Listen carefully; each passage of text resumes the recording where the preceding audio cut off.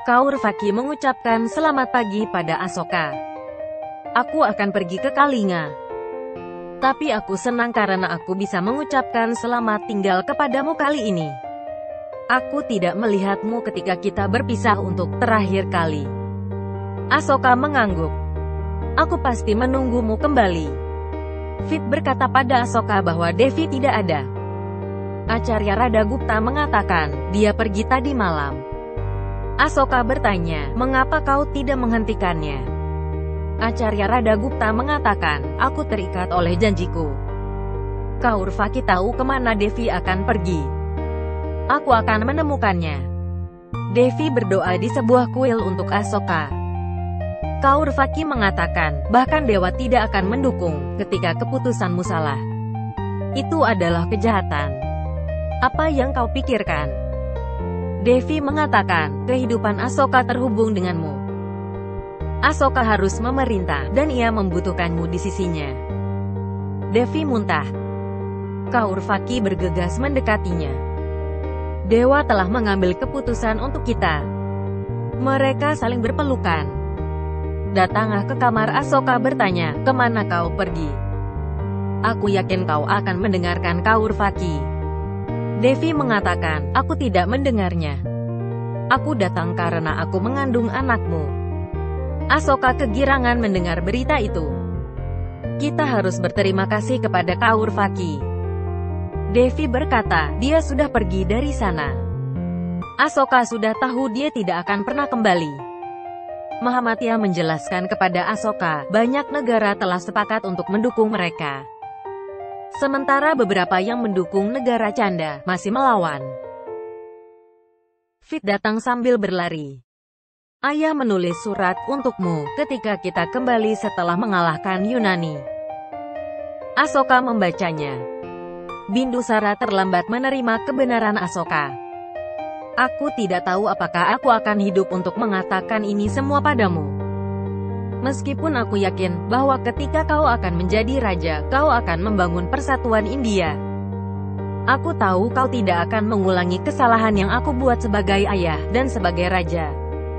Lakukan apapun yang harus kau lakukan untuk menyatukan semua negara bagian India. Masalah akan tetap ada, bahkan jika satu raja menentang keputusanmu. Terutama Kalinga. Hingga saat ini, aku dikenal sebagai anak dari Yang Mulia Chandragupta Maurya. Tapi aku yakin, sejarah nantinya akan mengenalku sebagai ayah dari Chakravartin Sampora Asoka. Ini akan menjadi saat yang paling membanggakan bagiku. Asoka mengumumkan, semua keraguan sudah jelas sekarang. Kita akan menyerang Kalinga. Perang ditampilkan. Devi melahirkan bayi laki-laki. Nama Fit memberi dia nama Hendra. Devi mengatakan, Asoka seharusnya berada di sini sekarang. Tapi ia berada di medan perang. Fit mengatakan kepadanya untuk tidak khawatir. Dengan kedatangan Mahendra, perang akan segera berakhir. Dan kakak akan kembali. Perang kembali ditampilkan. Asoka bermain dengan Mahendra kecil. Asoka berkata pada Devi, aku tidak bersamamu ketika Mahendra lahir. Tapi aku berjanji untuk mengakhiri perang, dan bersamamu pada saat kelahiran bayi kita berikutnya. Aku akan selalu tinggal bersama anak-anak kita itu. Devi pergi mengambil air untuk Asoka. Asoka berkata pada Mahendra, aku harus membangun persatuan India dan menurunkanmu. Mahendra mengambil pisau dan berteriak. Devi terkejut melihat dia berdarah.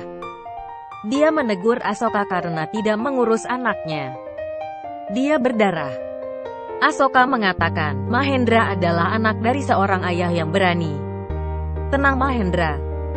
Asoka akhirnya memarahi Mahendra karena menangis seperti seorang wanita. Devi berkata, mengapa kau berkata gitu? Kau kehilangan ibu dan Kaurvaki. Kau bukan Asoka yang sama hari ini. Kau telah berubah menjadi Mahacanda. Aku tidak akan membiarkan bayangan orang tersebut jatuh pada anakku. Devi berjalan keluar dengan anaknya. Asoka berteriak padanya untuk pergi seperti orang lain lakukan. Ingat bahwa Asoka tidak akan pernah jatuh lemah. Acarya Radagupta mengatakan, "Aku tidak pernah berpikir kalau aku akan melihat wajah seperti ini padamu. Ini bukan jalan yang Acarya Chanakya pilih untuk Anda." Asoka mengalihkan perhatiannya pada Mahamadya lagi. "Katakan padaku nama negara." Acarya Radagupta mulai pergi. Mahamadya mencoba untuk menghentikannya, tapi Asoka memberitahu dia untuk fokus pada misi mereka. Tidak peduli siapa yang tinggal atau pergi. "Negara yang mana itu?" Mahamadya menyebut nama Kalinga. Asoka memerintahkan dia untuk menyerang pada Kalinga. Mahamadya mengingatkannya pada Kaurvaki.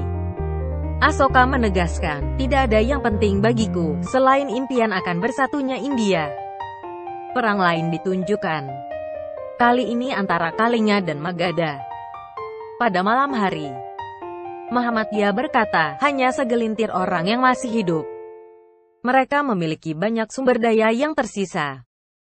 Asoka menyarankan dia untuk mengatur memperlakukan kerajaan atas namanya dengan sumber daya itu. Mahamadya mengangguk dan pergi. Kaurvaki datang ke sana. Asoka mengatakan, "Aku mengharapkan kedatanganmu. Tapi apakah kau tidak takut datang ke sini?" Kaurvaki bilang, "Aku akan takut jika aku datang pada Raja Asoka, bukan Asokanya. Bagaimana kau bisa berpikir Kalinga akan datang untuk memohon padamu? Kalinga tidak tahu bagaimana cara membungkuk. Aku tidak datang ke sini sebagai seorang putri. Kita akan bertarung besok. Aku tidak tahu apa yang akan terjadi kemudian. Aku datang untuk menemui Asoka yang telah pergi terlalu jauh dari semua orang." Asoka berkata pada Kaurvaki, "Aku tidak membutuhkan kuliahmu. Aku menginginkan kehidupanku sekarang. Ini hanya akan terjadi ketika aku akan memenuhi impian guruku dan ayahku. Aku tidak ingin memberikan penjelasan lainnya." Kaurvaki berkata, "Aku tidak menginginkan sesuatu. Aku datang untuk bertemu Asokaku. Maafkan aku karena datang ke sini." Dia berbalik untuk pergi, tapi Asoka meminta dia untuk berhenti. "Aku ingin kau tetap bersamaku selama 2 menit. Akan kau menghabiskan waktu dengan saya?" Asoka mendayung perahu, sementara Kaurvaki menatapnya. Mereka berpikir saat-saat masa kecil mereka. Asoka mengatakan, "Kita akan bersama-sama hari ini jika nasib berpihak pada kita." Kaurvaki menjawab, "Aku tidak pernah pergi jauh darimu." Keesokan paginya, perang antara Kalinga dan Magadha berlanjut. Asoka membunuh semua orang tanpa ampun. Kaurvaki juga bertarung. Asoka tidak sengaja menyerang Kaurvaki yang wajahnya ditutupi dengan kerudung. Kaurvaki terjatuh. Asoka memegang dan memeluknya. Saat-saat bahagia mereka bersama-sama berkedip di depan matanya. "Apakah ini persatuan Indiamu? Gitu banyak orang kehilangan nyawa mereka untuk itu. Sehingga kau dapat menjadi raja. Apakah kau mendapatkan kedamaianmu dan kebebasan India? Kau bermimpi akan negara di mana ada cinta. Tapi kau mengisinya dengan mayat dan penderitaan. Jika kau pernah benar-benar mencintaiku, maka lihatlah ke sekelilingmu. Beritahu aku, apakah kau akan pernah bisa melupakan adegan ini?" "Cukup Asoka. Berhentilah sekarang. Kau tidak bisa membangun persatuan India dengan membunuh begitu banyak orang. Bangunlah itu seperti apa yang kau telah merencanakan." Kaurvaki bangkit dan berjalan pergi. Asoka jatuh. Asoka berpikir tentang apa yang ia inginkan sejak kecil, dan berpikir tentang anggota keluarganya. Devi menaruh tangannya di bahu Asoka. "Ini bukan akhir, tapi awal dari bab baru. Bukan takdirmu untuk hanya menjadi Cakravartin Sampora Asoka. Perjalananmu masih panjang. Kau dilahirkan untuk mengisi kehidupan semua orang dengan kebahagiaan. Ini adalah waktu untuk memenuhi misi itu." Asoka pergi untuk menemukan kebahagiaan. Cerita tentang Asoka membuktikan bagaimana ia menerima kesalahannya, dan belajar dari itu. Tidak ada raja lain seperti dia lagi.